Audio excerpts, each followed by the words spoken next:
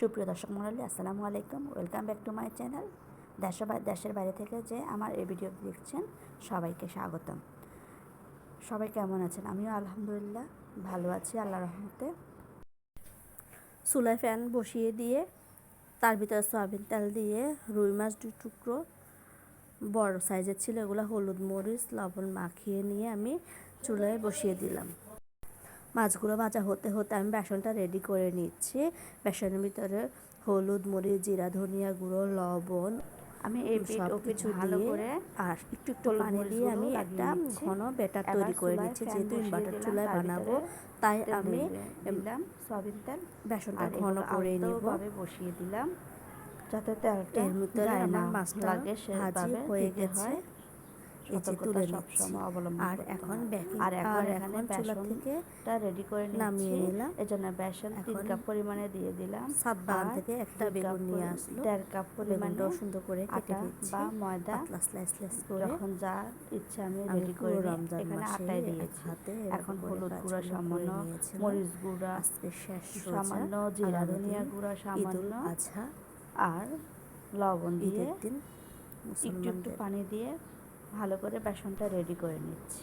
বাজারে থেকে আনার জন্য পাঠিয়েছি। কালকে থেকে তারা বেকিং পাউডারটা ইউজ করে বেকিং পাউডারটা কি বানাচ্ছি আমি আপনাদের সাথে পারিনি শেয়ার করে নিচ্ছি। এর মধ্যে মাসে এটা ওটা বানিয়েছিলাম, অবশ্য ভাজা হয়ে গেছে, আপনাদের সাথে শেয়ার তুলে নিয়েছি। আর এখন সাথে থেকে বেগুন নিয়ে আসছে, তা করে রেডি করে নিচ্ছি। কথা বলতে বলতে এর ভিতরে আমার কাটা শেষ। একটা মেশিন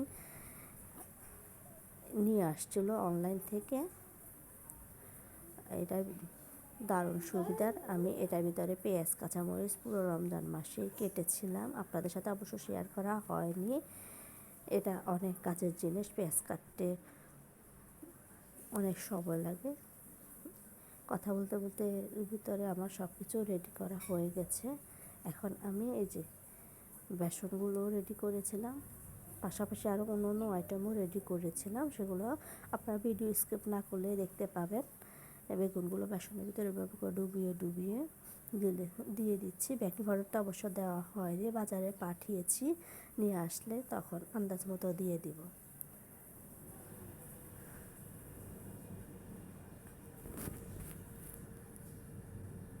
আপনাদের পুরো রমজান মাস কেমন কেটেছে? রমজান মাস আলহামদুলিল্লাহ আমার ভালোই কেটেছে। সৌভাগ্যবান এবং বরকত মাস একটি। বেকিং পাউডারের ভিতরে নিয়ে আসা হয়েছে আর আমি একটুখানি দিয়ে দিলাম বেসনের ভিতরে। এর ভিতরে কথা বলতে বলতে এগুলো অনেকটা হয়ে এসেছে, আমি উল্টে দিচ্ছি আর জায়গা করে আরও 2-3টা বসিয়ে দিচ্ছি।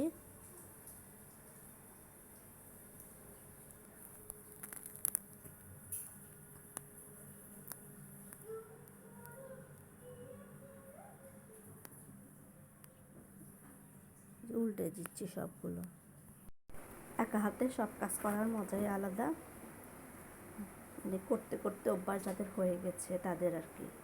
আবার যারা অন্যের কাজ করাটা পছন্দ করেন না তাদের কাছে তো তাদের কথা তো বাদই দিলাম। যদিও আমাকে একটু হেল্প করে ফ্যামিলির মেম্বাররা মাঝে মধ্যে, বেশিরভাগই আমার নিজের হাতে করা হয়। দেখুন বেগুনি অনেকটা প্রায় ভাজা হয়ে গেছে, আর কয়েকটা মাত্র আছে। পুরো রমজান মাসে আমি একা হাতে এভাবে করেছি, মাঝে মধ্যে অবশ্য ফ্যামিলি মেম্বার আমাকে সাহায্য করেছিল।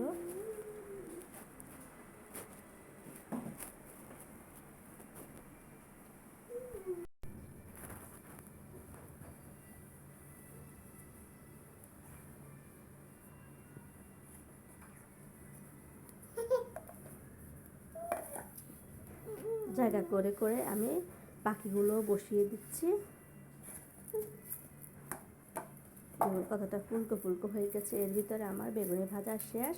আর এখন ওই যে মাছগুলো কাটায় বেছে সুন্দর করে আলু ভর্তার মতো সব কিছু দিয়ে আমি করে নিচ্ছি মাছ আলুর চপ। মাছগুলো মানে কাটা বেছে সুন্দর করে পেঁয়াজ কাঁচামরিচ ধনিয়া পাতা সব কিছু দিয়ে বেসনের ভিতরে ডুবিয়ে এগুলো করে নিচ্ছি। আমি পুরো রমজান মাসে এটা ওটা করেছি, যতটুকু পেরেছি আপনাদের সাথে শেয়ার করেছিলাম। আর যা যা পারিনি তা তো বাদই দিলাম। রোজা অবশ্য শেষ, সামনে এগুলো কিভাবে আমি বিকালের পুরো নাস্তায় রমজান মাস একা বানিয়ে হাতে খাওয়া সব যাবে, কাজ এই জন্য করলাম। শেয়ার আর কি। অবশ্য দেখুন, কথা ইফতারের বলতে বলতে উসিলে এর এগুলো মধ্যে আমার বানানো হয় এগুলো বেশি, পরে অবশ্য অনেকটা বানানো রেডি হয় হয়ে না। গেছে। আমি এরকম করে করে গোল গোল বিকালের আকারে নাস্তায় লিচি অনেকে কেটে নিয়ে খেতে একটা পছন্দ করেন, আবার প্লেটে পছন্দ সাজিয়ে করেও নিচ্ছি। না। এরকম যারা বাইরে বাইরে বিজি থাকে তাতে তো খাওয়াই হয় না, বাসায় থাকলে অবশ্য খাওয়া হয়। এর ভিতরে আমার মাছ আলুর চপটাও রেডি হয়ে গেছে, আর এখন পেঁয়াজটাও রেডি করে নিচ্ছি। এখানে আমি শুধু পেঁয়াজ আর লবণটাই দিয়েছি, আর ব্লান্ডার করার সময় রসুন কাঁচামরিচ ব্লান্ডার করেছি। আমি অন্য মশলা ইউজ করি না, শুধু লবণটা দিই আর পেস্টটাই দিই। এই দুটো উপকরণ দিয়ে আমি বানিয়ে ফেলি সহজ পদ্ধতিতে। অবশ্য খেতে মন্দ লাগে না, আমার পরিবার কিন্তু এভাবে খেতেই পছন্দ করে। আমি হালকা মশলাই ব্যবহার করি।